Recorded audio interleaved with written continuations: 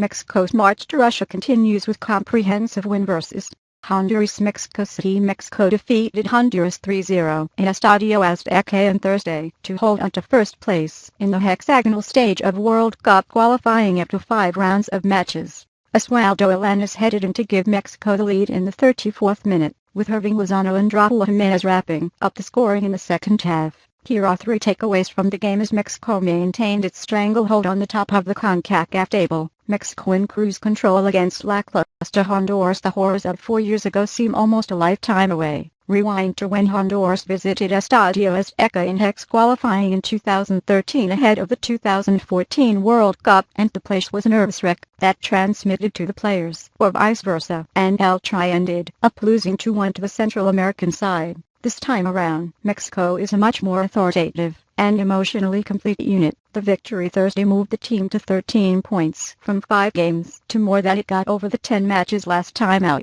Should Mexico defeat the United States on Sunday in the same venue, qualification for Russia 2018 will be almost guaranteed. No team has ever missed out on a World Cup after picking up 16 points at the hex stage of qualifying.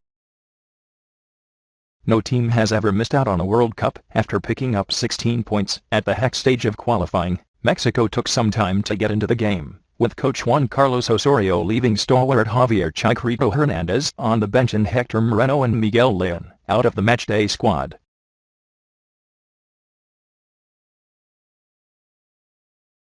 But by the time Alanis headed home from a corner, Mexico has now scored from a set piece. In all of its hex victories, El Tri was finding its rhythm and in almost total control. Honduras had the odd attack but didn't have a single shot on target, and it was clear why Jorge Luis Pinto has struggled of late with his team as the Central American side undergoes an awkward generational shift. All the stats favored the hosts' possession was 71% to 29, and there were 16 shots for Mexico to Honduras 5. In fact, the only area Honduras dominated was in committing 21 fouls to Mexico's 7. This was another positive night for Osorio.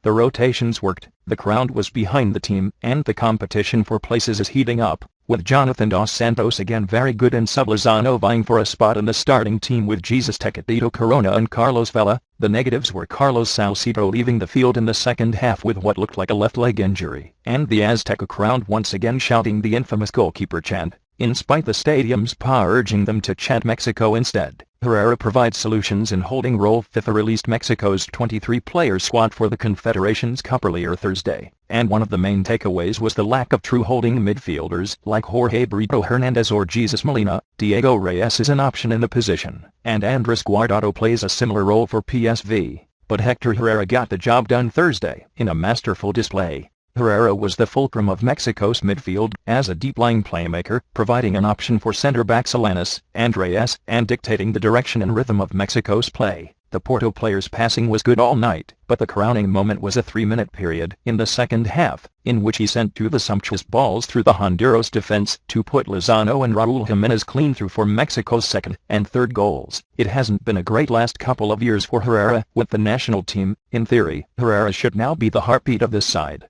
There have been glimpses since the 2014 World Cup, but he hasn't taken the role on and made it his own. There will be sterner tests ahead against the United States on Sunday, and then against Portugal in Mexico's Confederations Cup opener in Kazan, especially when it comes to the greater defensive responsibility the position demands, but Herrera seems to fit. The other issue with the position is that Rafa Marquez, considered the automatic starter there until his back injury in March, was left out of the matchday squad. Osorio has said the Atlas captain is fit and in full training, but it was strange that the Colombian coach didn't even put him on the bench. If Marquez is to start against the United States, it would be with just 22 minutes under his belt since March 25. Mexico nearly a World Cup lock with win versus U.S. Perhaps the main reason the Estadio Azteca was only a little over half full is that it has been difficult to divert attention away from Sunday's rivalry match against the United States. That game is already sold out. This is turning into a dominant World Cup qualifying campaign for Mexico. These games against teams like Honduras, even at home, aren't easy when teams come, play a 5-4-1, and defend as if their lives depend on it. But Mexico have got the job done at home, and then have gone on the road and ground out results. After all the debacle of 4 years ago, when a late United States goal in Panama helped Mexico into the Intercontinental Playoff, it would be a sweet moment for Mexican football to almost guarantee qualification for Russia 2018 by making it 6 points from 6 against the Stars and Stripes on June 11.